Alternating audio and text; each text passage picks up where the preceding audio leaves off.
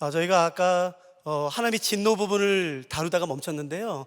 사실 하나님의 진노를 다루는 부분은 성경에 여러 군데가 있어요. 그러나 다른 곳은 좀 애매하게 대충 다루지만 사실 그 부분을 가장 정확하고 명확하고 분명하게 다루는 것이 사실은 로마서예요. 그래서 로마서에서 그 부분을 다루지 않으면 사실은 우리가 성경의 균형을 놓쳐버리기 때문에 사실 저희가 좀 빨리 그러나 이제는 이제 소망 부분으로 넘어가고 싶은데 우리 마지막 아까 다루지 못했던 부분을 좀 다루고 넘어가도록 할게요.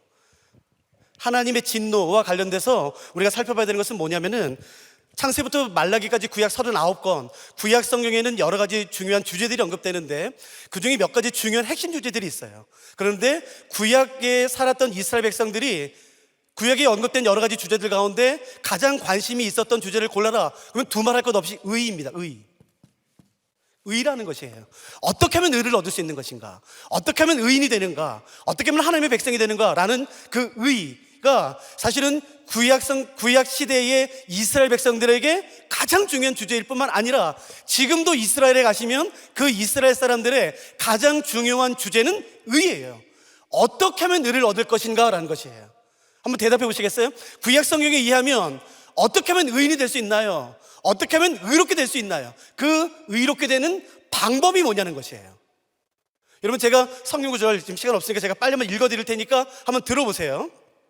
신명기 말씀인데요, 우리가 그 명령하신 대로 이 모든 명령, 그러니까 하나님 말씀이에요. 이 모든 명령을 우리 하나님 여호와 앞에서 삼가 지키면 그것이 곧 우리의 의로움이니라 라고 성경이 명확히 말해요. 사실 이런 구절은 성경에 16구절이 넘습니다.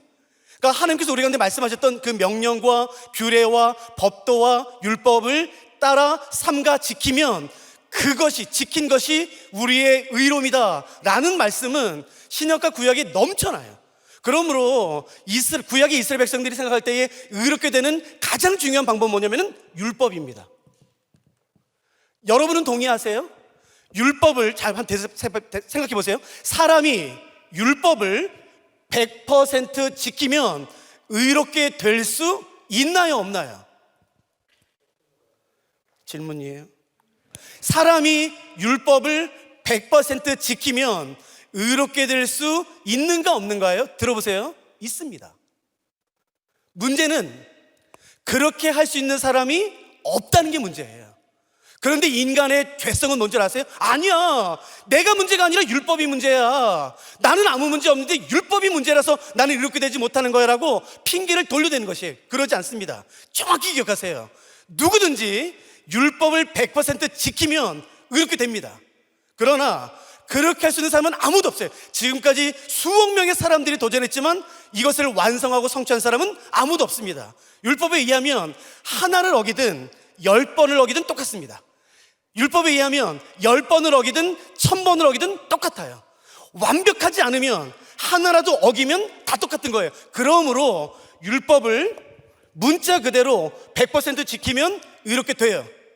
그런데 그렇게 할 수 있는 사람이 없기 때문에 어떻게 되냐면 의를 잃어버립니다. 잃어버린다는 말은 뭐냐면 불의가 된다는 뜻이에요. 이 불의는 구약적인 용어이고 이것을 만일에 신약적인 용어로 바꾼다면 그건 죄가 됩니다. 그래서 어떻게 되냐면은 그 의를 잃어버려요. 의를 상실해버려요. 나는 율법을 다 지켰는데 갑자기 어저께 율법을 하나 어겼어요. 다른 사람은 100개 어겼어요. 나는 근데 하나 어겼어. 그러다가 또 나는 일주일 뒤에 하나 어겼어. 다른 사람은 1000개 어겼는데 다 똑같아요. 그러면 의를 잃어버리게 되죠. 그러면 어떻게 되냐면 한번 잠깐 보실까요? 로마서 1장 18절 말씀이에요.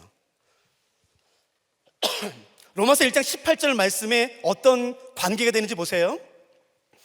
하나님의 진노가 불의로 진리를 막는 사람들의 모든 경건하지 않음과 불의에 대하여 하늘로부터 나타나는 것이에요. 불의에 대하여 무엇이 나타나냐면은 하나님의 진노가 나타납니다. 이렇게 하나님의 진노가 불의, 즉 죄에 임하게 되는 것이에요.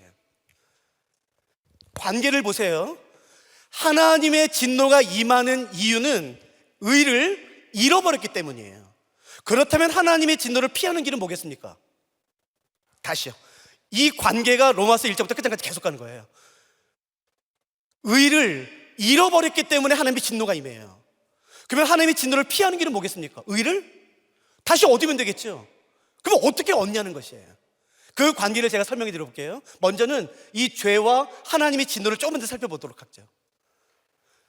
이 하나님의 진노의 모습을 성경 가운데 가장 정확하고 명확하게 설명하는 것이 로마서예요. 그리고 이 죄가 뭐냐는 거예요. 죄. 여러분, 죄가 뭐예요? 이 주일날 밤에 여기까지 나온 사람들 가운데 회개 한번 안 해본 사람이 어디 있겠습니까? 도대체 죄는 뭐예요? 들어보세요. 시기, 질투, 음란, 욕심, 험담. 우리는 그걸 죄라고 생각해요. 이게 죄 맞아요. 그러나 그건 죄가 아니에요. 정확히 말하면 그건 죄의 열매들이에요. 죄의 증상들이에요. 죄의 나무의 뿌리가 땅에 박혀 있는 한 그런 죄의 열매들과 증상들은 나타나는 게 정상이에요. 그러니까 우리를 좌절케 하는 것은 뭐냐면은 회개하죠. 내 가운데 이런 음란함과 욕심과 시기함이 있으면 안 돼. 질투가 있으면 안 돼. 그래서 회개해요. 그래서 따서 버렸어요. 이런 추년의 시간에. 그러면 일주일 동안 아무 문제 없어요. 그러나 나도 의식하지 못하는 사이에 내가 분명히 회개했던 죄가 스물스물 나에게 다시 열려요. 이게 뭐야? 나 지난주 수요일날, 나 지난번 수련회 때 회개했는데 이게 또 언제 열렸지? 저 또 회개해요? 버려요. 그러면 괜찮아요. 근데 2주 뒤에 나도 인식하지 못한 사이에 또 그 죄의 열매들이 맺혀요. 그게 계속 반복되면서 우리는 뭐라고 말하면, 그래, 난 안 돼. 난 안 돼. 그래도 좌절에 빠지는 것이에요. 아니요, 여러분, 그게 정상이에요. 그게 인간이에요. 죄의 본질이 뭐냐는 거예요. 죄의 본질. 구약은 어떤 단어를 절대 정의하지 않습니다. 근데 신약은 정의해요. 구약은 믿음을 이야기를 통해, 서사를 통해 믿음을 말해요. 아브라함의 이야기, 이삭의 이야기, 야곱, 요셉의 이야기를 통해 믿음은 이런 거야. 그러면 구약의 이야기를 읽으면 맞아, 믿음은 이런 것 같다라고 딱 잡혀요. 그러나 신약은 그 믿음을 서사, 이야기로 설명하지 않고 정의하죠. 믿음은 곧 바라는 것의 실상이요 보지 못하는 것의 증거다 라고 딱 정의해요. 구약은 죄를 정의하지 않아요. 선악을 알게 하는 나무의 열매를 먹는 것, 가인과 아벨, 노아, 여러 가지 이야기를 통해 죄가 무엇인지를 설명해요. 그러면 구약의 이야기를 읽으면 죄는 이런 거구나, 이런 결과를 가져오는구나 우리가 알게 돼요. 그러나 신약은 죄를 정의합니다. 그 죄를 정의하는 곳이 1장, 로마서 1장에 있어요. 여러분 펜을 가지신 분이라면 로마서 1장 이것을 밑줄 한번 그어보세요. 1장 21절입니다. 이게 죄의 본질이에요. 제가 한번 읽어볼까요? 로마서 1장 21절 제가 읽겠습니다. 하나님을 알되 하나님을 영어롭게도 아니하며 감사하지 않는 것이요. 다시 보세요. 하나님을 알되 하나님을 영어롭게도 하지 아니하며 감사하지도 아니하는 것. 여러분 이것을 쉬운 말로 바꾸면 이것이에요. 하나님의 하나님 되심을 인정하지 않는 게 죄의 본질입니다. 하나님의 하나님 되심을 인정하지 않고 내가 하나님 되려고 하는 것, 그게 죄의 본질이에요. 여러분 구약의 아담과가 에덴 동산에서 선악을 알게 하는 나무의 열매를 먹은 거 기억나세요? 왜 먹었어요? 하나님처럼 되고 싶었어요. 그러니까 죄의 본질은 뭔가요? 음란함이 아니에요. 그건 열매예요. 시기, 질투, 그 욕심, 죽이고 싶은 마음, 분노, 그거는 죄의 열매들, 증상들이지 죄의 본질은 뭐냐면은 내가 하나님 되고 싶은 것이에요. 내가 내 삶의 주인 되고 싶은 것이에요. 내가 모든 것을 다스리고 싶은 것이에요. 하나님은 꺼져. 하나님 간섭하지 마. 내 인생은 내 거야 라고 내 인생의 주인이 되고 싶은 것, 하나님의 하나님 되심을 거절하는 것, 여러분 그게 죄의 본질이에요. 그게 불의의 핵심입니다. 그러니까 정의를 명확히 해보세요. 불의, 죄는 뭐냐면은 하나님의 하나님 되심을 거절하는 것이에요. 계속해서 간섭하지 마. 교회는 다녀줄 테니까, 헌금을 해드릴 테니까 간섭하지 마. 내 인생, 내 지식, 이건 다 내 거야. 내 돈은 내 거야. 그러니까 내가 헌금을 해드릴 테니까 간섭하지 마 라고 하나님의 하나님 되심을 거절하는 것, 인정하지 않는 것, 그게 죄의 본질이에요. 그럴 때 하나님의 진노가 임합니다. 그러나 한번 하나님의 하나님 되심을 거절했다고 진노가 임하진 않아요. 잘 들으세요. 죄 한 번 졌다고 망한다고요? 절대 그런 일 없습니다. 반복하고 그때는 누구도 몰라요. 오직 하나님이 결정하시겠지만 하나님의 하나님 되심을 계속해서 거절하다 보면 어느 순간에 하나님의 진노가 임합니다. 도대체 하나님의 진노가 뭐냐는 거예요. 우리는 흔히 생각할 때 교통사고, 암, 뭐 대학교 떨어지는 거, 내가 원하는 직장에서 쫓겨나는 건 그러게 하나님의 진노라 생각해요. 하나님의 심판이라 생각해요. 아니요, 그건 유치한 겁니다. 복음이 그렇게 싸구려가 아니에요. 성경에서 말하는, 명확히 말하는 하나님을 거절할 때, 아이 간섭하지 마, 내 인생 내가 알아서 할 거야, 그 하나님의 안 되심을 거절할 때 임하는 그 불의와 죄 임하는 하나님의 진노가 뭐냐는 것이에요. 그것이 명확하고 선명하게 로마서 1장에 언급되어 있어요. 같은 단어가 3번 반복됩니다. 그렇기 때문에 하나님의 진노는 3개라 말할 수 있지만 같은 단어가 3번 반복되기 때문에 하나라 말할 수가 있겠죠. 그거 제가 정리해 드릴게요. 하나님의 진노, 첫 번째, 두 번째, 세 번째. 동일한 단어가 3번 반복됩니다. 그러니까 여러분이 한번 찾아보시겠어요? 펜을 가지신 분은 밑줄을 그으세요. 하나님의 진노 1장 24절 제가 읽어볼게요. 여러분이 예상하는 것과 만나보세요. 진노가. 그러므로 하나님께서 그들을 마음의 정욕대로 더러움에 내버려 두신 겁니다. 정욕, 더러움에 내버려 두시는 거예요. 내버려 두세요. 그러면 또 볼까요? 26절. 이 때문에 하나님께서 그들을 부끄러운 욕심에 내버려 두세요. 부끄러운 욕심이요.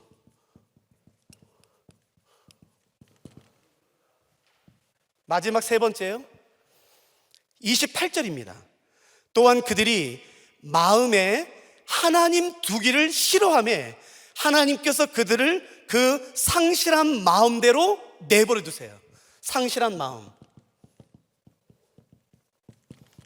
그러므로 로마서 1장에 의하면 하나님의 하나님 되심을 거절하는 죄, 불의에 대해 임하는 하나님의 진노는 때리는 게 아니에요. 교통사고가 아니에요. 질병이 아니에요. 내버려 두시는 거예요. 하나님 간섭하지 좀 마세요. 내 삶에 좀. 난 내 삶은 내가 알아서 한다고, 내가 결정한다고, 그러니까 간섭하지 마. 그럴 때 하나님이 간섭하시다가 어느 순간에 깔았다 라고 내버려 두세요. 어디에? 정욕이에요. 더러움에, 상실한 마음에, 부끄러운 욕심에 내버려, 알았다, 내 간섭하지 않으마, 내 간섭하지 않으마. 그리고 하나님이 내버려 두세요. 잘 들어보세요. 정욕과 더러움과 욕심과 상실한 마음에 하나님이 내버려 두면 어떤 일이 벌어지냐면은 모든 사람들은 다 알아요. 그게 얼마나 정욕적인지, 음란한지. 본인만 모릅니다. 본인만 몰라요. 얼마나 이기적인 말인지. 그게 자기는 재밌어서 농담이 아니요, 얼마나 음란한 농담인지, 음란한지, 정욕적인지 주변 사람들은 다 알아요. 근데 본인만 모릅니다. 우리는 하나님의 진노하면 때리는 걸 생각해요. 왜 하나 사랑하지 않으시나? 왜 내가 왜 이 직장에서 쫓겨나야 돼? 내가 왜 이 질병과 이 어려움을 당해야 돼? 왜 나에게 이런 진노와 심판을 보셔? 아니요, 그게 진노가 아니라고요. 진짜 하나님의 진노는 뭐냐면은 내버려 두시는 것이에요. 상실한 마음에, 정욕에, 더러움에, 부끄러운 욕심에. 진짜 참담한 건 뭐냐면은 주변 사람들은 다 알아요. 본인만 모르지. 본인만 진짜 사랑을 찾았대요. 얼마나 음란한데, 얼마나 이기적인데, 그 행동 자체, 그 마음 자체가. 주변 사람들 여러분 다 압니다. 본인만 몰라요. 얘들이 정말 많아요. 제가 이해해드릴게요. 제가 제주도 열방대에서 사역할 때에 제 주변에는 이제 모두 그리스도인만 있었어요. 모두 다. 그래서 안 되겠다 싶어가지고 제가 하는 CEO분에게 연락했어요. 회장님, 제가 제 사비로 매주 수요일마다 서울에 올라가서 성경 가르쳐 드릴 테니까 저에게 성경 배우고 싶은 사람 한번 모아주십시오. 단 한 번도 교회 안 나가본 사람이어야 됩니다. 그 회장님이 여러분이 지금 가지고 있는 거예요. 다 친구들 한 8명을 모았어요. 같은 CEO, 뭐 총장, 이사장 모았어요. 그래서 제가 창세기부터 가르쳤어요. 가르치다가 제가 이런 말 했어요. 어르신, 제가 믿는 하나님 말씀에는 죄라는 게 있습니다. 바르지 않은 것이 있습니다. 그 바르지 않은 것 중에 하나는 뭐냐면은 남편이 있는데 남편 이외에 다른 남자를 애인으로 갖고 관계를 갖는 것입니다. 부인이 있지만 부인 외에 다른 여자를 애인으로 두고 관계를 갖는 것을 제가 믿는 하나님의 말씀에는 바르지 않다라고 말합니다. 그랬더니 잘 들으세요. 한 CEO분이 손을 들더라고. 굉장히 여러분이 아는 이름이 CEO 손 목사님, 예, 말씀하세요 어르신. 그게 왜 죄입니까? 그건 죄가 아니에요.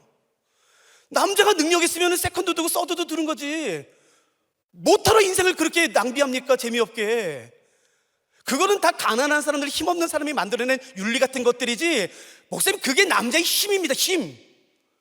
깜짝 놀랐어요. 그러자 한국에 굉장히 유명한 여자대학교가 있어요. 제가 구체적으로 말하진 않겠지만 그 여자대학교의 그 과목으로는 전 세계 탑인 분이 오셨거든요. 그들이 그러더라고요. 예, 맞아요 목사님. 왜 우리가 그런 삶을 살아야 됩니까? 인생은 즐기면서 왜 꼭 한 사람만 살아야 됩니까? 그렇게 즐기면서 사는 거지. 제가 진짜 충격 먹었어요. 저는 그거를 신문이나 어떤 소설이나 드라마에서만 봤지, 내가 그걸 직접 경험할 거라는, 내가 직접 들을 거라는 상상을 못했어요. 제가 그날 밤에 잠을 못 잤어요. 근데 감사한 것은 그 두 분 모두 제가 2년 반 동안 성경 공부하는 동안에 단 한 번도 안 빠지셨어요. 그 CEO분은 일본에 출장 갔다 하더라도 성경 공부하는 수요일 4시에 되면 비행기 타고 왔다가 다시 갔어요. 2년이 채 되지 않은 실화예요.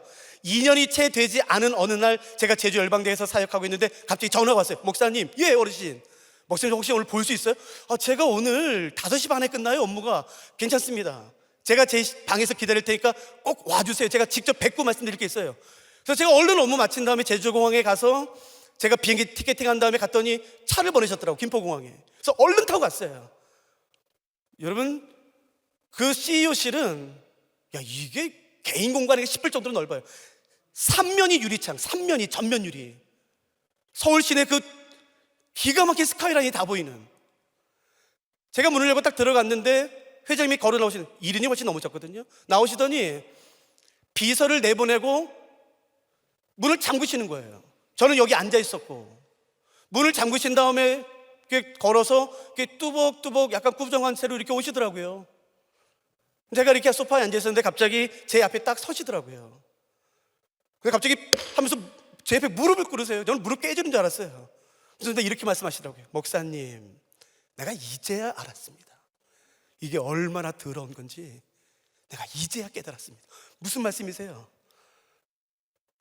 저는 조강지처 외에 다른 여자들이 있었습니다. 뭐 그까짓 거 10억 20억 하면은 아파트 하나 사는데 그게 나에게 무슨 문제가 되겠습니까? 나는 그게 진짜 남자의 능력이라고 믿었습니다. 근데 이제야 알았습니다. 그게 얼마나 이기적이고 음란하고 그것으로 말미암아 내 사랑하는 사람이 상처를 받았는지 내가 이제야 알았습니다. 목사님, 내가 어저께 내 조강지처 찾아갔습니다. 여러분, 이른이 넘은 양반이, 유교 사상이 가득한 양반이 부인 앞에서 무릎 꿇는 거 쉽지 않습니다. 한국 남자가. 목사님, 제가 제 아내에게 무릎 꿇고 용서 구했습니다. 그리고 제 딸에게도 미안하다, 아빠가 몰랐다, 여보 내가 몰랐다, 돈만 주면 될 줄 알았다, 내가 어저께 용서 구했습니다. 그랬더니 제 아내가 울면서 저를 안아줬습니다.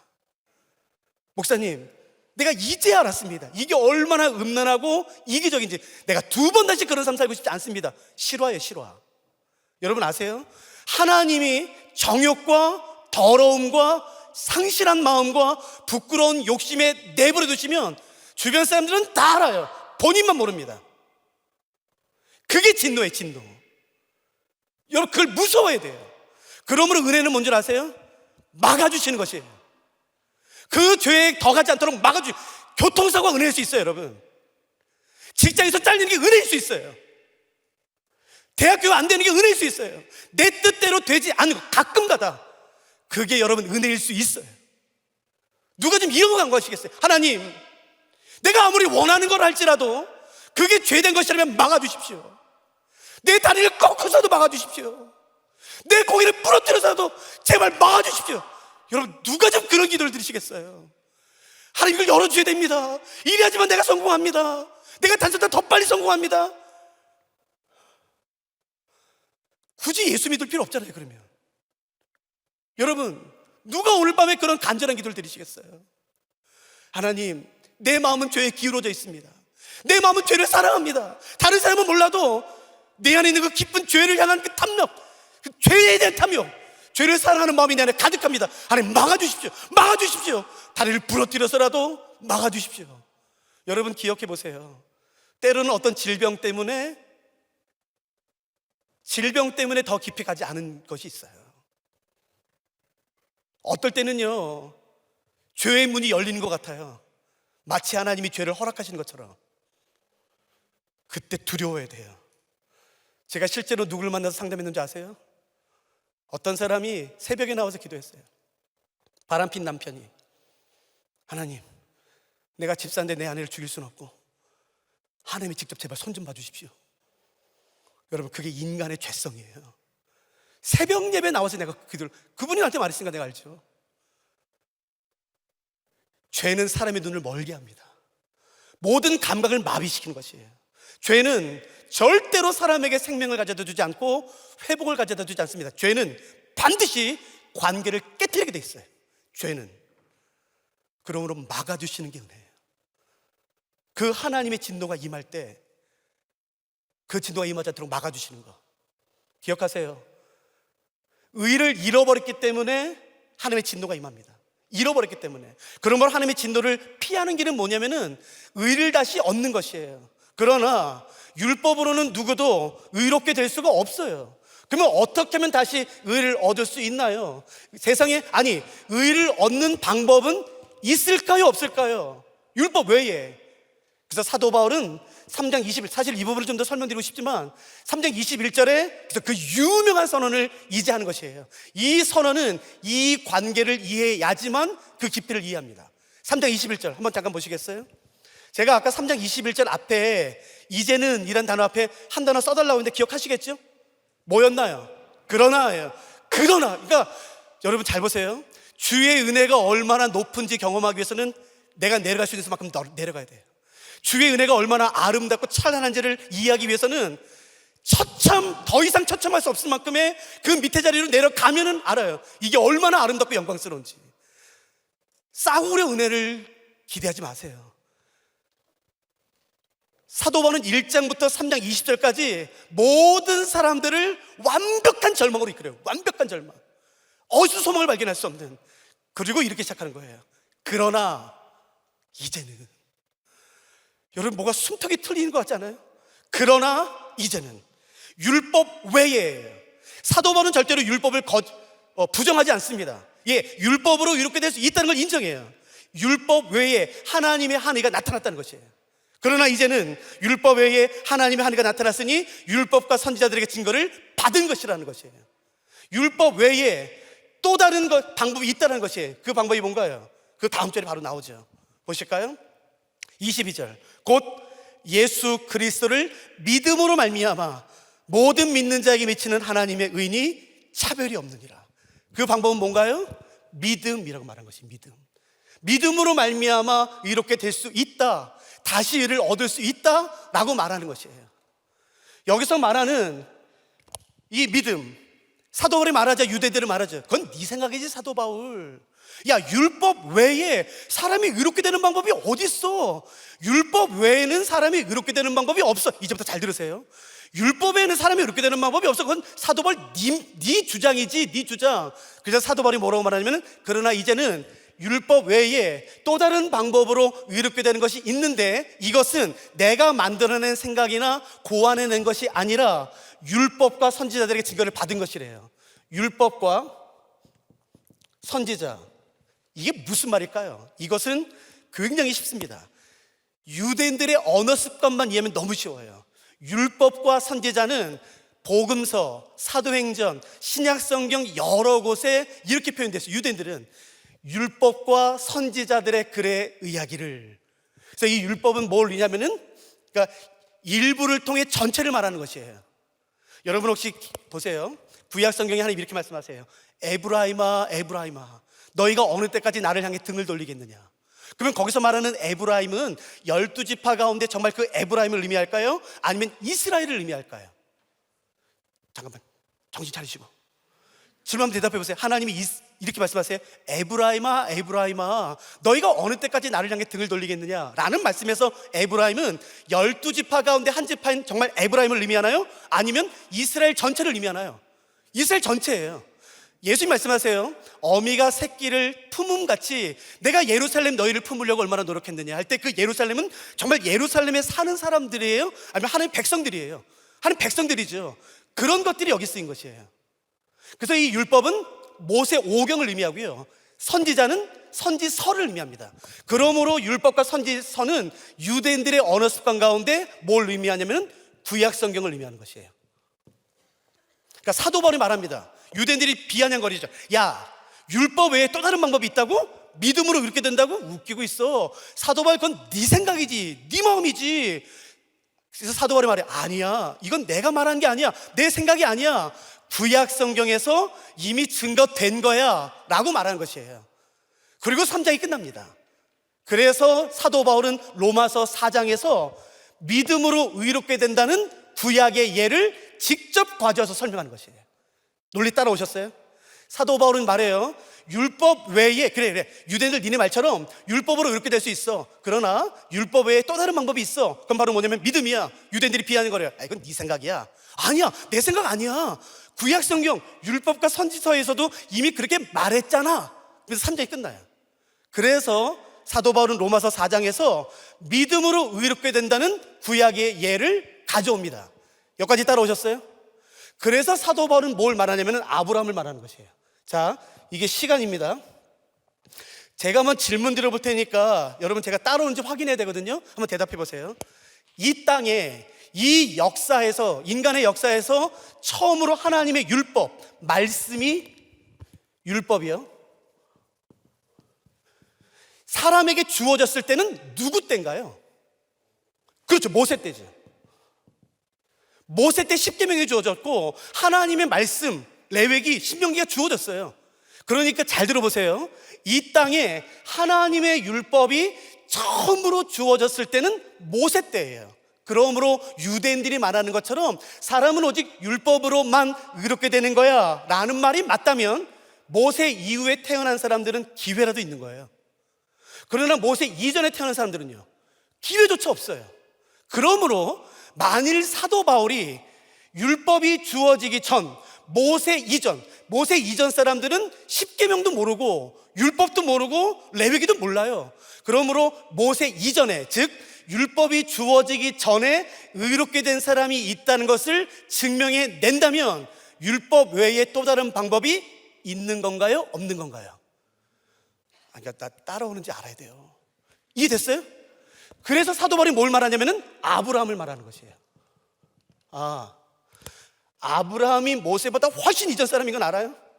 그거 시비 걸면 안 되지. 모세가 먼저인가요? 아브라함. 그리고 지금 말하면 안 되지. 아브라함은 창세기 12장이고 모세는 출애굽기인데. 이해됐어요? 훨씬 이전 사람이에요. 훨씬 이전 사람. 여기까지 이해되셨죠? 자, 그러면 잠깐 성경 찾아봅시다. 창세기 15장. 이거는 명확히 해야지만 그 8장에 언급된 그것이 얼마나 아름다운지 우리가 이해할 수 있어서 그래요. 창세기 15장. 창세기 15장에서 하나님이 아브라함에게 이렇게 말씀을 하시죠. 이거는 밑줄을 그어놓으세요. 창세기 15장 6절. 창세기 15장 6절. 제가 읽어볼게요. 이해가 되나 보세요. 아브라함이 여호와를 믿으니 여호와께서 이를, 그러니까 믿음이죠, 이를 그의 의로 여기시고, 그러므로 율법이 이 땅에 주어지기 전, 율법이 뭔지도 몰랐을 때 의롭게 된 사람이 있나요? 없나요? 있어요. 그러므로 유대인들이 말하는 것처럼 사람은 오직 율법으로만 의롭게 돼야 되는 거야 라는 말은 맞는 말이에요? 틀린 말이에요? 틀린 말이에요.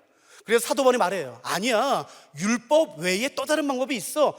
그건 믿음이야. 아브라함이 그렇게 됐잖아. 그래서 아브라함이 믿음으로 의롭게 된 것을 말하는 것입니다. 그런데 유대인들이 안 져요.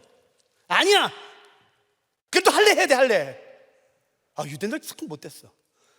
안 돼, 그래도 할래는 해야 돼. 그러면 따져보면 돼요. 자, 이제 어떤 논리를 우리가 따져볼 거냐면은 아브라함이 이때 의롭게 되었어요.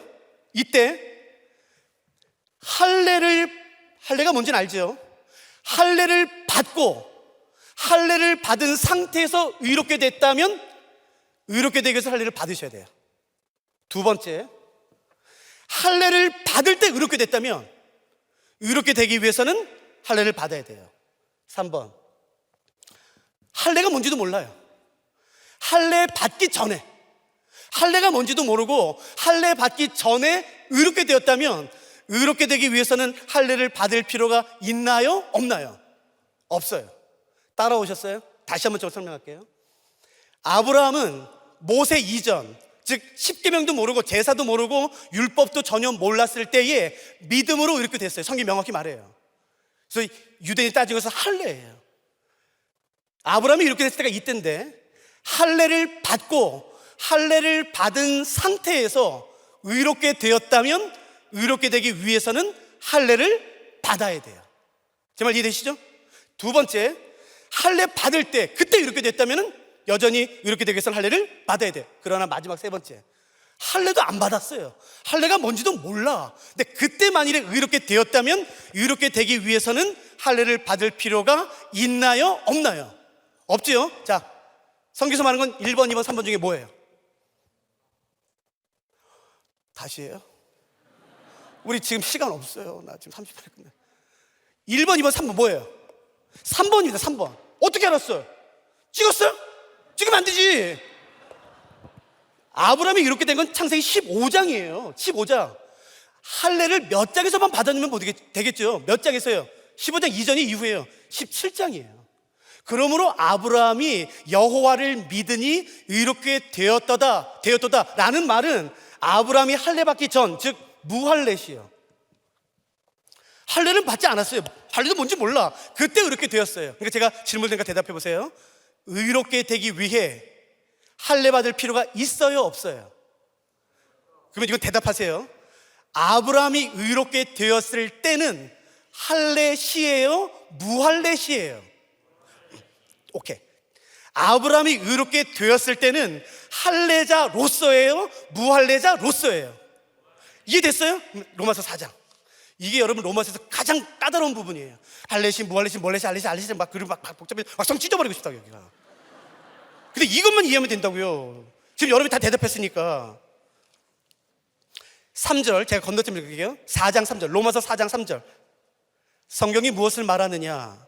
아브라함이 하나님을 믿음에 그것이 그에게 의로 여겨진 바 되었느냐. 우리가 살펴봤죠. 창세기 15장 9절. 그런즉 이 복이, 그러니까 믿음으로 이렇게 된다는 복이요, 할례자에게냐 혹은 무할례자에게도냐 질문해요.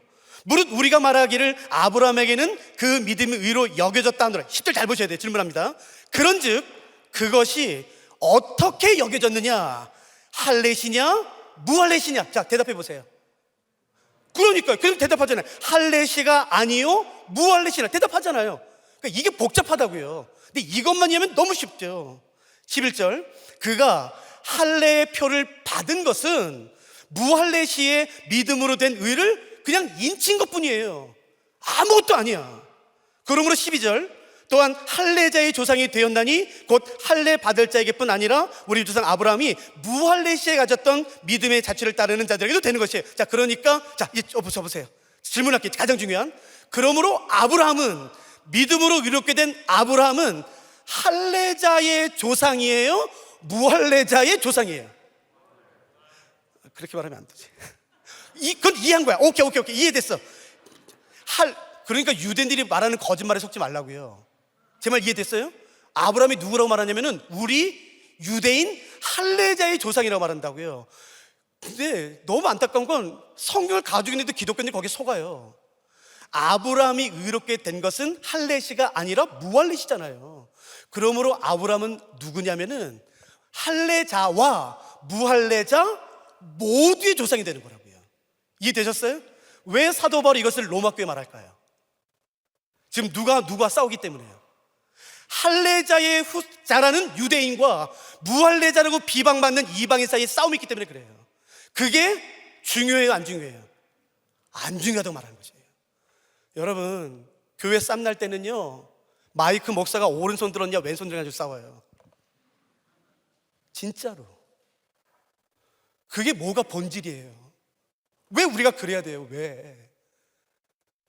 아브라함은 할례자와 무할례자 모든 사람의 조상이에요. 그러므로 유대인들이 말하는 그 우월감은 거짓이에요. 그것을 지금 말하는 것이에요. 자, 이제 빨리 5장으로 넘어가도록 하시죠. 사도 바울은 5장에서 사람을 두 부류로 나눕니다. 사도 바울은 5장에서 사람을 두 부류로 나누는데, 먼저 유대인들은 사람을 두 부류로 나누죠. 유대인들은 뭐라고요? 유대인, 그리고 이방인이요. 이제부터 로마서의 핵심으로 들어가는 것이에요. 사실은 지금까지는 서론이에요. 로마서는 이게 본론으로 들어가는 것이에요. 유대인들은 사람을 두 부류로 나눠요. 하나는 유대인, 하나는 이방인. 그래서 사도 바울이 말하죠. 아니야, 이건 의미 없어. 이게 무슨 의미가 있냐? 모두 다 아브라함의 후손이고 모두 다 아브라함 믿음의 조상인데 이건 아무 의미 없어. 그러나 사람은 두 부류로 나눠진대요. 어떻게 나눠질까요? 이러면 곤란하지 않겠어요? 사람은 두 부류로 나눠져요. 어떻게 해요? 믿는 자면 이제 좋죠. 근데 땡, 너무 좋은 거예요. 근데 그 말이 맞는데 저는 로마서에 있는 말을 원해요. 잘 들으세요. 제가 시간 없으니까 말할게요. 사도 바울은 사람의 두 부류로 나눠지는데 어떻게 나오냐면은 아담 안에 있는 자, 그리스도 안에 있는 자, 이렇게 나눠진다는 거예요.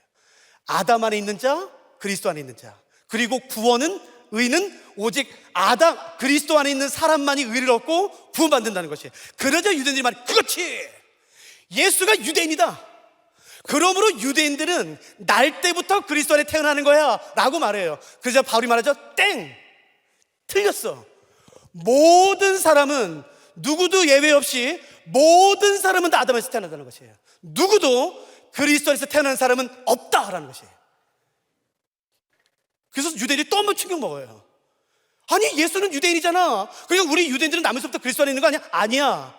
모든 사람들은, 남자, 여자, 헬라인, 야만인, 자유인, 모든 사람들은 다 아담 안에서 태어난다는 것이에요. 그리고 그리스도 안에 있을 때만 구원받는 것이에요. 우리 모두는 날 때부터 목사든 목사 할아비든 아담 안에서 태어납니다. 근데 구원은 오직 그리스도 안에 있을 때만이에요. 법이 달라요. 법이. 저는 유럽에서 8년만 정도 살다 왔거든요. 스위스는 운전할 때, 제가 처음 갔을 때 스위스는 5년 살았거든요. 라인, 혹시 아세요? 스위스 라인마다 신호등이 있어요. 라인마다. 근데 한국은 그렇진 않잖아요. 뭐 좌회전 있고 직진 있잖아요. 스위스는 4줄 있으면 4줄마다 다 신호등이 있어요. 이걸 내가 알았나?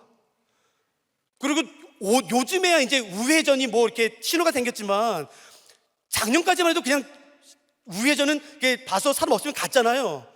제가 그래서 스위스에서 없어서 갔어요. 경찰차가 따라오더니 20만 원 냈어요. 그 자리에서 벌금을. 왜요? 그랬더니 그게 법이라는 거예요. 보세요. 나라마다 법이 있어요. 지역마다 법이 있어요.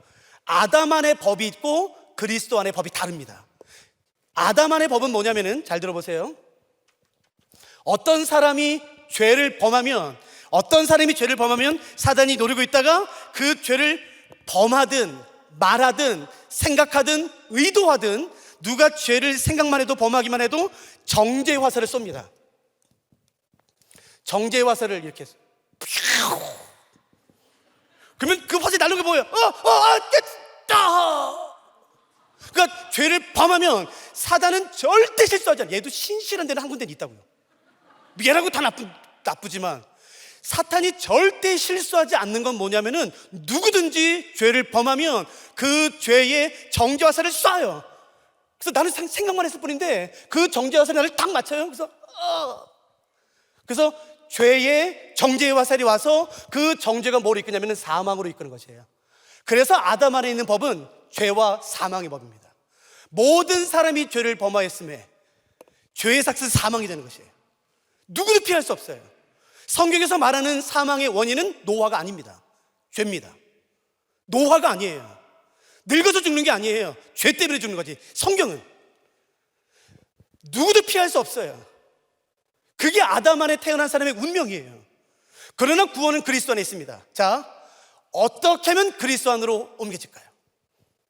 우리는 아담 안에 있는데.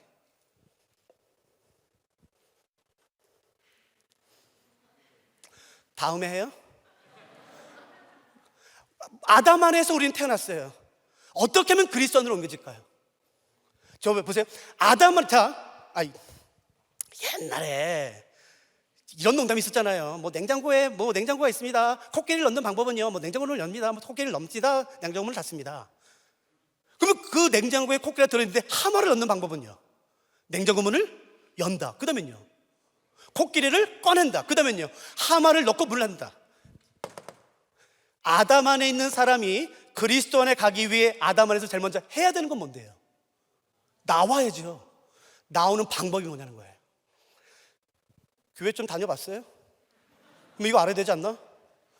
아담 안에 태어난 사람이 아담 안에서 나와 그리스도 안으로 가야지만 되지 않습니까? 아담 안에서 나오는 방법은 뭐예요?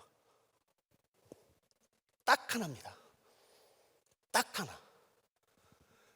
이제부터는 저기 주무시면 안 돼요. 여기서 잠깐 위험한 말이 나오니까 정신 똑바로 차려야 돼요. 아담 안에서 나오는 유일한 길은 죽음입니다. 죽음. 어떤 죽음이든 상관없어요. 자살도 돼요. 그러니까 잘 들어요, 잘 들어요. 교통사고가 뭐가 질병이 됐든 오직 죽음으로만 나올 수 있어요. 죽음으로만. 이해됐어요? 그 정죄, 그 우리 알잖아요. 정죄. 막 이거 내가 싫은데 막 정죄 막 당하고 막 그치. 거기서 나오는 유일한 길은 죽음이에요. 벗어나고 싶으시죠? 자, 문 닫고 죽을까? 그래서 이단들이 이것 때문에 사람을 집단 자살하는 거라고요. 그러니까 이단 조심해야 된다고. 이단들이 막 불경 가지고 사람 그렇게 하지 않고요, 성경 가지고 한다고. 이 말씀 가지고 하는 거예요. 이 말씀 가지고. 근데 반은 맞다고요. 죽음밖에 없어요. 그래서 나와요. 문제가 뭔지 아세요? 누구도 스스로 부활할 수 없습니다. 이 죽음은 절망으로 이끄는 것이에요. 그러니까 죽음이 아담 안에서 나오는 길이지만 모든 죽음이 우리를 그리스도로 인도하지 않고 오직 한 가지 죽음만 우리를 그리스도로 인도합니다. 그게 뭐냐는 거예요. 아담 안에서 나와 그리스도로 옮겨지는 것, 방법은 없습니다. 죄송합니다. 방법은. 그래서 우리 주 예수 그리스도께서, 하나님이신 예수 그리스도께서 아담 안에서 태어나신 거예요. 방법이 없기 때문에. 예수님이 갈라디아 4장 4절 여인 아래에서, 율법 아래에서, 로마서 5장 사람 아담 안에서 태어나셨어요. 완전한 사람으로. 그래서 예수님이 그 아담 안에 태어난 사람들 가운데 예수님을 그리스도로 믿는 모든 사람들을 끌어안으세요. 그리고 십자가에서 죽으심으로 나온 것이에요. 그리고 예수 그리스도가 그 믿는 사람들 끌어안은 상태에서 부활하세요. 그래서 우리가 여기 있게 된 것이에요.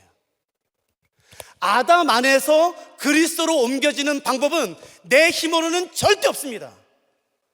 아담 안에서 그리스도로 옮겨지는 유일한 방법은 뭐냐면은 그리스도 안에서 완전한 사람으로 오신 예수 그리스도가 나를 끌어안고 죽으심으로 빠져나오는 것이에요. 그리고 나를 계속 끌어안으셨다가 부활하신 것이에요. 그래서 내가 여기 있게 되는 것이에요. 그러므로 내가 한 일이 있나요, 없나요? 아무것도 없습니다.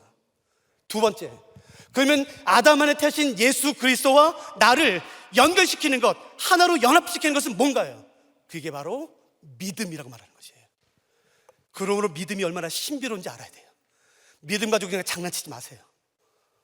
믿음은 신비로운 예수 그리스도 나를 연결시킵니다. 예수님은 2000년 전에 죽었어요. 나는 2022년에 살아요. 시간을 뛰어넘어 오늘의 나를 2000년 전에 예수 그리스도와 연결시키는 것이에요. 나는 지금 경산에 있어요. 갈보리에서 죽으신 예수 그리스도와 나를 공간을 뛰어넘어 연결시키는 것, 그게 믿음이에요. 기독교에서 말하는 믿음, 성경에서 말하는 그 놀라운 믿음, 신비로운 믿음이에요. 내가 예수를 그리스도로 믿는 순간 아담 안에 태어난 예수 그리스도와 내가 신비롭게 연합되는 것이에요. 그래서 예수 그리스도가 나를 끌어안고 죽으셨어요. 절대 놓치지 마세요. 예수님, 걱정하지 마, 걱정하지 마, 걱정하지 마. 빵! 그래서 여기 빵. 그게 우리예요. 여기까지 따라오셨죠? 이제 좀 더 깊이 들어갈까요? 그러면 여기 있을 때의 우리와 여기 있을 때 우리가 달라진 게 있어요, 없어요? 없어요. 여기 있을 때나 여기 있을 때나 똑같이 죄 짓습니다. 대답해 보세요. 구원파는 예수님을 그리스도를 믿으면 더 이상 죄 안 짓는다고 말해요. 그게 거짓인 것이 우리가 증인입니다. 근데 왜 거기에 속아요? 나 볼게. 여기서 목사님, 나 진짜 예수 믿습니다. 그 사람들만 대답해 보세요. 아, 목사님, 나는 진짜 예수를 그리스도 믿습니다. 그런 사람들만요. 죄 져요, 안 져요? 나 목사님 나도 져요. 아담 안에 있을 때나 그리스도 안에 있을 때는 우리는 똑같이 죄 짓습니다.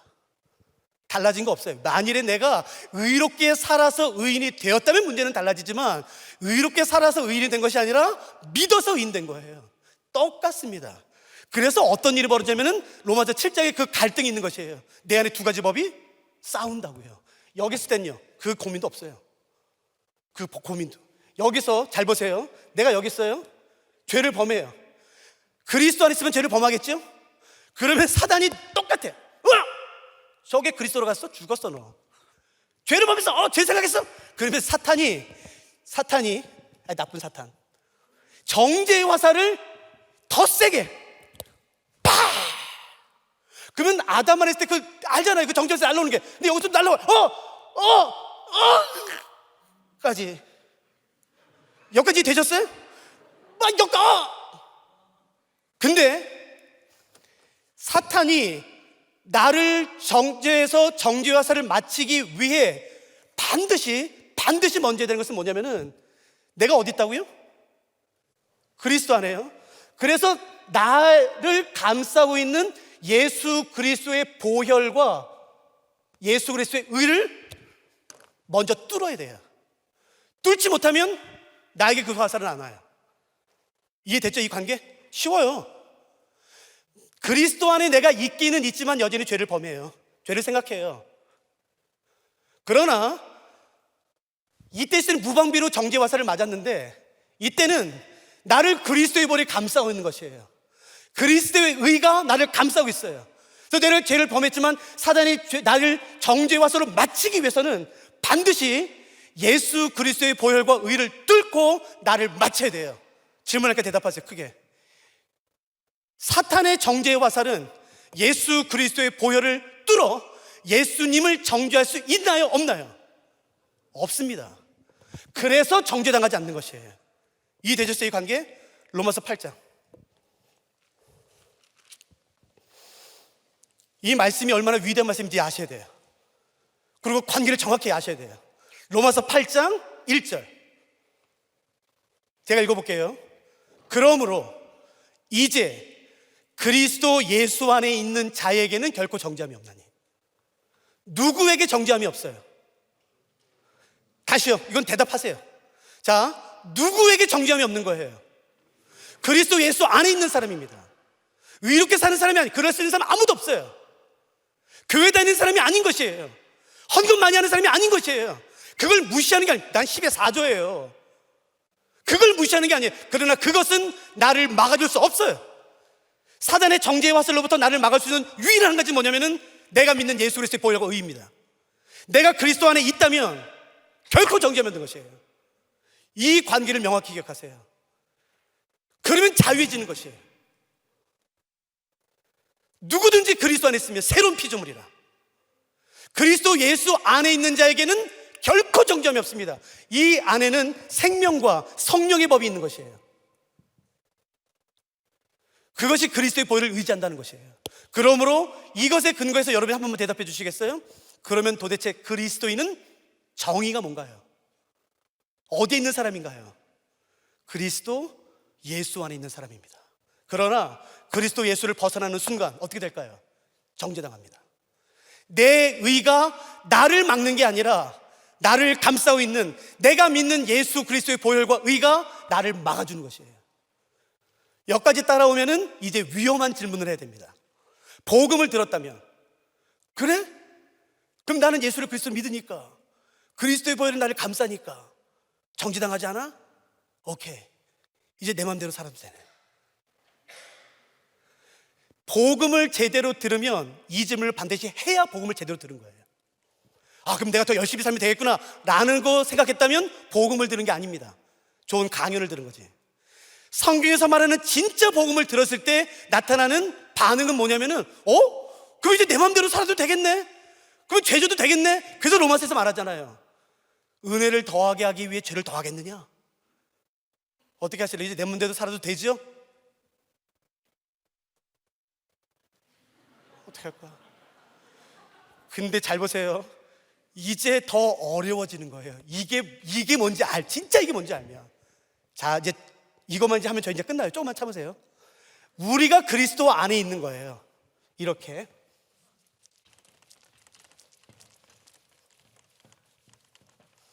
사실 좀 더 자세히 설명드리면 좋은데 너무 빨리빨리 해서 죄송하긴 해요. 죄송해요. 그리스도 안에 우리가 있는 거예요. 우리가 그리스도 안에. 그래서 우리가 잘 보세요. 우리가 그리스도를 형성하는 거예요. 그래서 사도 바울은 이것을 어떻게 확장시켰냐면은 그리스도인과 교회의 관계까지 확장되는 거예요. 예수님은 교회의 뭐가 되시나요? 머리가 되시고 우리 그리스도인들은요, 예수 그리스도의 몸이 됩니다. 이렇게 해요. 그림 못 그리니까 웃지 말아요. 머리. 거봐! 떼우지 말라고 했잖아. 진짜 설교 안 해니까 보다. 예수님, 우리. 그러니까 이 관계가 이렇게까지 되는 거예요. 예수님은 교회의 머리가 되시고 우리는 그분의 몸이 되는 거예요. 잘 들으세요. 제가 이지웅입니다. 이지웅. 어디가 이지웅일까? 어디가? 여기? 어디가 이지웅? 어디가?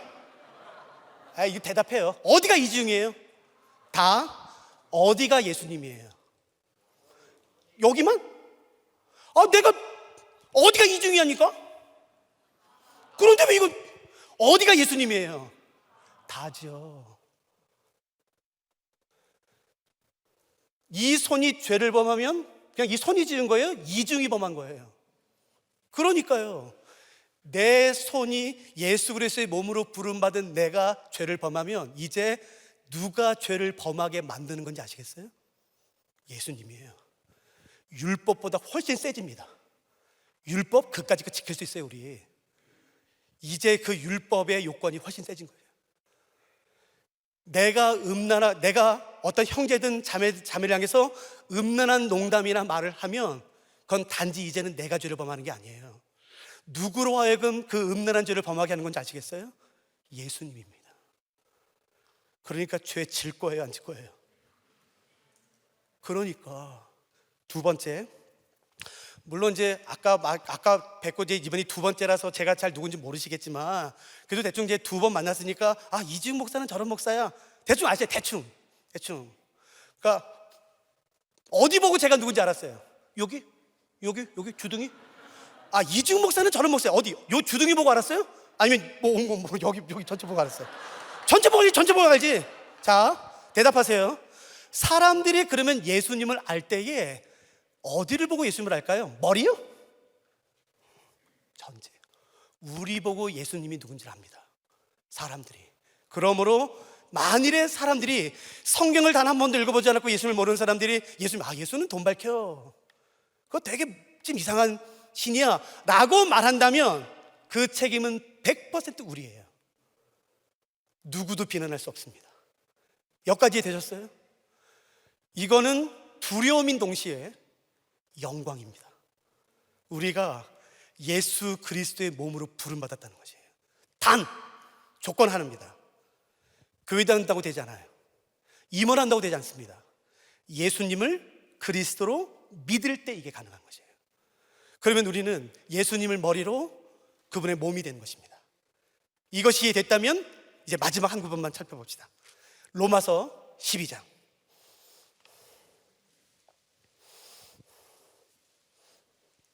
죄송해요. 제가 지금 1시간이 넘었는데 제가 그래도 오늘 마지막에 10분만 더 할게요. 네? 10분만 더 하고 갈게요. 빨리 갈 테니까 저만 참으세요. 12장 4절이에요. 12장 4절. 우리가 이게 이해가 되나 보세요. 우리가 한 몸에 많은 지체를 가졌으나 모든 지체가 같은 기능을 가진 것이 아니니 이와 같이 우리 많은 사람이 그리스도 안에서 한 몸이 되어 서로 지체가 되었느니라. 여러분 이 말을 사도 바울이 왜 강조하는지 알아야 돼요. 아까 제가 전 시간에 로마교회 상황 말씀드린 거 기억나죠? 지금 유대인 그리스도인과 이방인 그리스도인. 그래서 계속 이걸 반복하는 거예요. 자, 6절. 우리에게 주신 은혜대로 받은 자가 각각 달라요. 그래서 이제 사도 바울이 뭘 말하냐면은 예수 그리스도의 몸으로 부름받은 우리, 다시 말하면 교회에 7가지 중요한 기능과 역할이 있다고 말하는 것이에요. 잘 들으세요. 예수 그리스도의 몸으로 부름받은 교회, 우리에게는 7가지의 중요한 기능과 역할이 있어요. 핵심 기능, 핵심 역할. 그 7개가 뭔지를 설명합니다. 뭔지 보세요. 7개. 6절. 우리에게 주신 은혜대로 받은 은사가 각각 다르니 곧 예언이면, 첫 번째 예언이면 믿음의 분수대로, 섬기는 일이면 섬기는 일로, 가르치는 자면 가르치는 일로, 위로하는 자면 위로하는 일로, 구제하는 자는 성실함으로, 다스리는 자는 부지런함으로, 궁유를 베푼 자는 즐거움을 할지니라. 7개예요. 자, 예언, 섬김, 가르침, 위로, 구제, 다스림, 궁율. 7개예요. 이건 교회 반드시 해야 되는 거예요. 자, 예언, 섬김, 가르침, 위로, 구제, 다스림, 궁율. 이 7개의 교회의 기능과 역할 가운데 가장 중요한 것, 가장 첫 번째, 제가 예를 들어 드릴게요. 오늘 제가 식사 쏠게요. 우리 다 스테이크집 갑시다. 스테이크 막 칙칙. 그래서 우리가 다시 가서 시켰어요. 근데 종업원이 나오다가 여기 5그릇, 여기 5그릇을 가지고 오다가 꽈당 넘어졌어. 여기서 꽈당. 자, 예언의 은사가 있는 사람이면 뭐라고 말할까요? 내가 그럴 줄 알았다. 그럴 줄 알았어. 섬기는 은사가 있는 사람이라면 이때 어떻게 할까요? 괜찮은 척해서 막 섬기겠죠. 가르치는 은사가 있는 사람이면 어떻게 할까요? 너 이리 와. 너 왜 골반이 왜 이렇게 돼? 45도 이렇게 똑바로 해야지. 막 가르치겠죠. 위로하는 은사가 있는 사람이라면요, 괜찮아. 구제하는 은사가 있는 사람이라면 이거 10개 중에 내가 5개는 내가 값을 내줄게. 구제해 주겠죠. 다스리는 은사가 있는 사람이라면요, 너는 다시 주문하고, 너는 마대, 넌 테이블, 너는 의자. 그 상황을 다스리겠죠. 긍휼의 은사가 있는 사람이라면요, 울겠죠. 자, 종업원이 우리 앞에서 스테이크를 10개를 엎었을 때, 그때 그 상황에서 종업원에게 가장 필요한 것은 뭘까요? 제 질문이 떨어졌을 때 여러분 머릿속에 떠오른 것이 여러분 은사. 은사 테스트 이상한 데서 하지 마세요. 내가 공짜로 했잖아 지금. 내 질문이 떨어졌을 때 여러분 머릿속에 딱 떠오르는 것, 첫 번째 2가지가 여러분 은사고요, 3번째, 4번째는 학습된 거예요. 너 이래야 돼. 그거 치우세요. 첫 번째, 2번째 뭐예요? 그러니까 여러분 보세요. 여기 있는 우리가 저를 포함해서 목사님 포함해서 한 명도 예외 없이 다 긍휼. 그러면 종업원이 스테이크를 쏟을 때 어떻게 되나요? 여러분, 우리 오늘 뉴스 납니다. 제가 지금 경산에 와 있습니다. 지금 갑자기 200명이 넘는 사람들이 갑자기 울고 있습니다. 제가 이유를 물어보겠습니다. 왜 우시나요? 스테이크 뭐예요? 그러니까 종업원이 스테이크를 엎었을 때 그때 가장 필요한 은사는 뭘까요? 아니, 이러면 안 되지. 다시 설명해요? 뭘까요? 다지요. 우리가 만드는 몸은, 우리가 예수님 만들려고 하는 예수님의 몸은 그냥 다 통일시키는 거예요. 은사를 통일시키려고 해요. 여러분은 발이 좋으세요? 팔이 좋으세요? 발? 오케이. 아름다우신 막 이렇게 만들었고 예수님의 몸이 아름답다는 거야. 아니면 뭐 팔.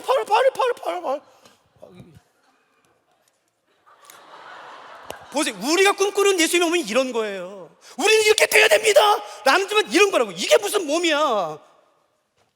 이것도 몸은 좀 아니겠지만 이건 몸이라고. 이렇게 다리가 길다고 이렇게 우리. 근데 우리는 자꾸 은사가 다르다는 이유로 정죄해요. 오해하면 안 되는 게, 제가 좀 설명해 드릴게요. 예언은 미리 예자가 아니에요. 이 미리 예자가 아니라고요. 이게 아니라 예언의, 구약 성경에 있는 예언자의 가장 중요한 역할은 뭐냐면은 지금 일어난 일에 대한 정확한 이유와 원인을 제공하는 거예요. 이 예언자의 눈에는 어떤 일이 벌어졌을 때 그 일이 왜 일어났는지에 대한 정확한 원인이 다른 사람 몰라도 눈에 보여요. 그래서 예언자가 제일 잘하는 게 책망이에요. 책망. 바른말 잘해. 바른말. 너 이리 와봐. 너 왜 이렇게 된 줄 알아? PPT가 왜 뭐 주보 이런지 알아? 뭐 다 맞아. 그 책망을 잘해요. 그 예언의 은사가 있는 사람이랑 가장 잘 부딪히는 사람이 국률이에요. 또 오냐? 이게 운다고 되는 일이야? 막 미치, 또 울어? 그러면 국률이 말하죠. 당신은 사랑이 없어요. 사랑이 없는 게 아니라 은사가 다른 거예요, 은사가. 여러분, 그 예언과 은사가 가장 부딪혀요. 우리 중에 늘 가르치려고 하는 사람 있죠? 말하지 말아요. 이러면 그 사람이야. 그런데 보세요. 여러분, 그 사람만 우리 공동체에서 나가면은 공동체 부흥하겠죠? 뭐 우리가 이렇게 만드는 거잖아요. 이렇게. 우리가 원하는 경산중앙교회 청년부 모습이 이런 거예요? 아니잖아요. 내 은사가 소중하듯 성경은 다른 사람의 은사도 소중히 존중히 여기라고 말하는 거예요. 왜냐하면 우리가 몸으로 보는 받았으니까. 그게 그리스도의 몸에 대한 이해예요. 누가 오늘 이 진리를 좀 가지시겠어요? 저는 전도여행을 자주 가요. 제가 아직도 기억에 남는 말레이시아 쿠알라룸푸르 가서 제가 창녀 사역 했거든요. 저희 7명이. 제 인생 최고. 저 빼고 7명. 8명 중에 7명이 국률이에요. 8명 중에 7명. 여러분, 예배 때 제가 기타만 두둑 하면 울어. 기도 내내 무슨 말을 잘해도 막 그 은혜가 넘쳐요. 근데 2달 동안 아무것도 못했어. 울다 끝났어요. 그러니까 긍휼의 은사만 있어도 좋긴 해요. 대신 일은 아무것도 못해. 그런 걸 원하세요? 거기 반드시 책망하는 사람이 있어야 되고요, 가르치는 사람과 섬기는 사람, 그러니까 모든 은사가 다 필요한 거예요.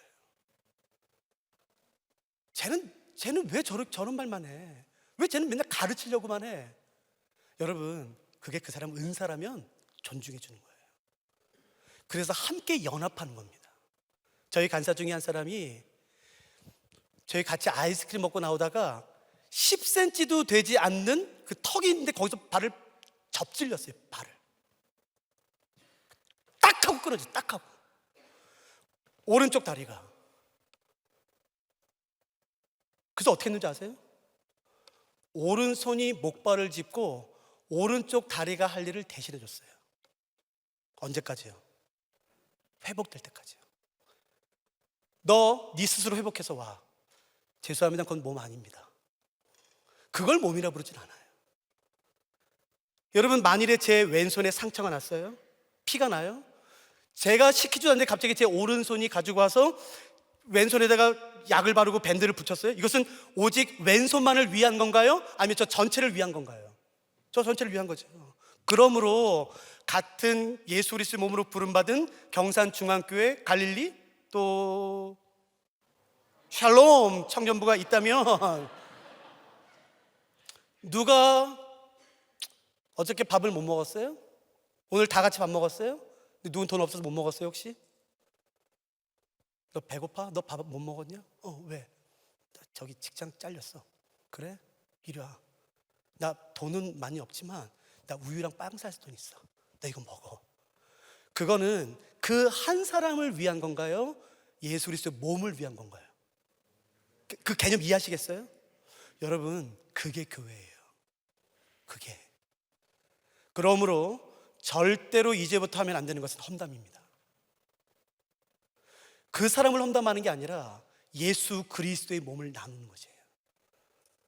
내가 음란하게 내 옆에 있는 형제 자매에게 음란한 농담하고 음란한 짓을 하는 것은 내가 그렇게 사랑하는 예수 그리스도로 하여금 음란한 간음죄를 범하도록 하는 것이에요. 훨씬 더 죄가 무거워진 것이에요. 반대로 내가 다른 사람을 정말 거룩함으로 사랑하고 보듬어주고 도와주고 하는 것은 누구도 모른다 할지라도 그것은 그 한 사람만을 위한 게 아니라 예수 그리스도의 몸을 세워나가는 것입니다. 난 이거 오늘 2022년도 경산중앙교회의 청년들에게 부탁하고 싶어요. 여러분이 대한민국에서 이런 교회가 있다고 보여주세요. 서로 사랑하고. 여러분, 저 목사님들한테 성경 가르친 사람이에요. 창세기부터 요한계시록에 있는 모든 진리 가운데 거룩함으로 서로 사랑하고 존중하는 것보다 더 귀한 진리는 없습니다. 사랑하세요. 그리고 서로 보호해 주는 거예요. 여러분, 어떤 사람, 연약한 사람, 우리 중에는 신앙이 다 좋지 않은 사람도 있죠. 죄 짓는 사람이 있습니다. 왜 없습니까? 너 나가서 죄 회개하고 회복한 다음에 돌아와? 아니요, 그건 몸 아닙니다. 그 사람이 바른 진리 가운데 이제는 그 죄에서 완전히 나올 수 있도록 같이 짐을 지는 것이에요. 짐을 나눠지는 거예요. 여러분, 그게 그리스도의 몸이고, 우리의 머리 대신 예수 그리스도는 그의 몸에서 이것을 보고 싶어 하시는 것이에요. 해드릴 수 있겠어요? 마지막, 몸이 머리를 닮아가는 것은 마땅한 것이에요. 머리의 특성과 몸의 특성이 달라요? 난 이렇게 되나? 이렇게 가나? 머리, 얼굴은 막 이런데 몸은 막, 그럼 말이 안 되죠. 몸은 머리의 속성과 특성을 따라가게 돼 있어요. 그러므로 예수 그리스도의 몸으로 부름받은 교회의 가장 중요한 것은 거룩함입니다. 거룩함의 기준을 낮추지 마세요. 목사님, 세상 사람들 다 그렇게 삽니다. 청년들 그렇게 즐기며 삽니다. 거룩함의 기준을 이곳에서 낮추지 마세요. 더 높이세요. 머리 대신 예수 그리스도까지, 그 장성한 분량까지 우리가 자라나는 것이에요.